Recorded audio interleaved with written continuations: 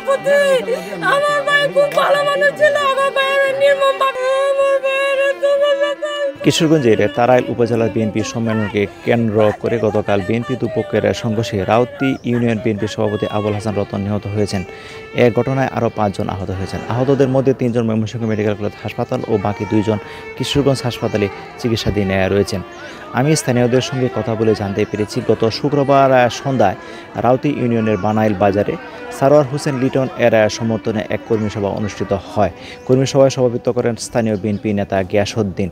সভা শেষে গিয়াসউদ্দিনের ভাতিজা রাউতি ইউনিয়ন বিএনপির সভাপতি আবুল হাসান রতনের মধ্যে বাগবিতণ্ডা শুরু হয়। এক পর্যায়ে বাগবিতণ্ডা চরমে পৌঁছায় এবং দুপক্ষের মধ্যে সংঘর্ষে লিপ্ত হয়। পরে স্থানীয়দের মধ্যস্থতার সংঘর্ষ থেমে যায় এবং সবাই নিজ নিজ বাড়িতে চলে যায়। তারপর দিন অর্থাৎ গতকাল শনিবার সকালে বানাইল বাজারে চাচা ভাতিজার মধ্যে কিন্তু আবারও সেই বাগবিতণ্ডা শুরু হয় এবং বাগবিতণ্ডার এক পর্যায়ে তুমুল সংঘর্ষে লিপ্ত হয়। সংঘর্ষের এক পর্যায়ে গিয়াসউদ্দিন তার লোকজন নিয়ে আবুল হাসান রতনের বাড়িতে হামলা করে। হামলায় দুপক্ষের 5 জন আহত হয় এবং রতন খবর পেয়ে বাজার থেকে বাড়িতে আসার পথে রাস্তার মধ্যে গিয়াসউদ্দিনের লোকজন তাকে ছুরিকাঘাত করে এবং ছুরিকাঘাত করলে স্থানীয়রাও তাকে উদ্ধার করে তারাইল উপজেলা স্বাস্থ্য কমপ্লেক্সে নিয়ে যায়। স্বাস্থ্য কমপ্লেক্সের কর্তব্যরত চিকিৎসক রতনকে মৃত ঘোষণা করেন। রতন ভাই হয়তো বলছে যে আমাদের গোষ্ঠীর তো কেউ লিটনের পক্ষে যায় নাই, আমাদের গোষ্ঠীর ওই কাকারা আছে, কেউই তো যায় নাই, তা আপনি আমাদের গোষ্ঠীর ওই পাশে কেন গেলেন? যেহেতু আমরা অন্য পার্টি করতেছি, মানে অন্য দলের যেহেতু গেছি, আপনি তো ওই জায়গায় যাওয়া ঠিক হয়নি। কিশোর ছেলে তারা দৌড়াইছে, দৌড়ায় মানে দৌড়াদৌড়ি আছে, আমরা হিরাইছি। রাজনীতি লই হইছে মারাটা আমার বাইরে মাথা রাজনীতি ব্যাপার লেগে আর আমার কাকা নিয়ে যাওয়ার সময় নিয়ে যেতে দেই নাই, আমার বাইরে গোটু তাকে আমার বাইরে গারো খুব দিছে। মানুষ দৌড়াদৌড়ি করতেছে, ছোটাছুটি করতেছে, এর মধ্যে একজন বলতেছে হয়তো লোকটা মারিয়ে খাচ্ছে এরকম।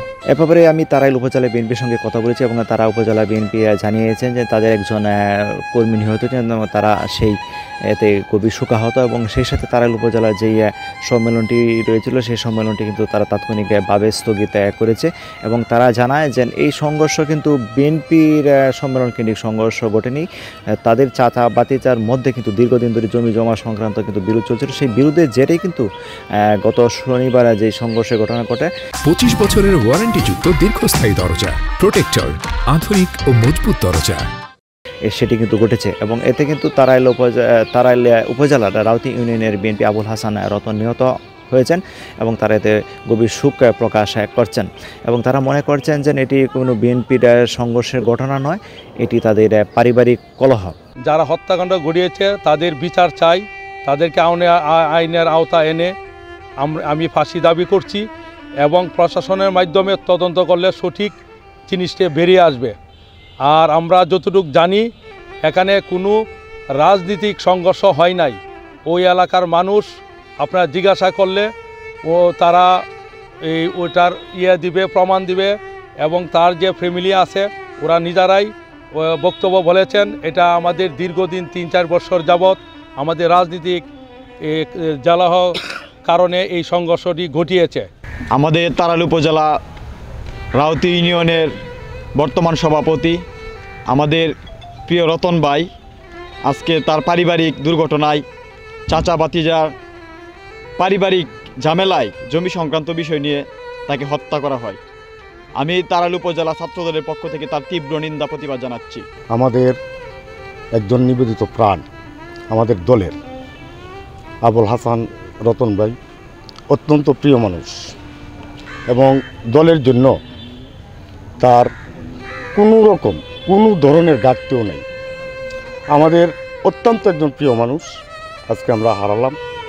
আমরা চাই সুষ্ঠু তদন্তের মাধ্যমে কোনো এদিক সেদিক না গিয়ে যারা এই খুনের সাথে সম্পৃক্ত তাদেরকে যেন আইনের আওতায় এনে সত্যিকার অর্থে একটা বিচার পায়। তারাইল থানার ওসি সাব্বির রহমান আমাকে জানান, সংঘর্ষের খবর পেয়ে তাৎক্ষণিকভাবে তিনি ঘটনাস্থলে উপস্থিত হন এবং পরিস্থিতি নিয়ন্ত্রণে আনেন।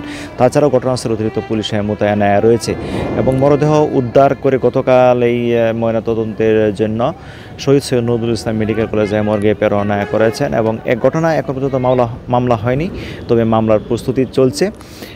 ঘটনায় এখন পর্যন্ত কাউকে কিন্তু আটক করতে পারেনি। আজ মরদেহ ময়নাতদন্ত শেষে দাফন করা হবে। কি ঘটনা, কি কারণ তার তদন্তপূর্বক উদ্ঘাটন করা সম্ভব হবে। আপাতত আমরা অভিযান পরিচালনা করছি, একাধিক টিম আমাদের মাঠে আছে, যারা এই ঘটনার সাথে জড়িত সকলকে আমরা আইনের আওতায় আনবো মামলা প্রক্রিয়াতে।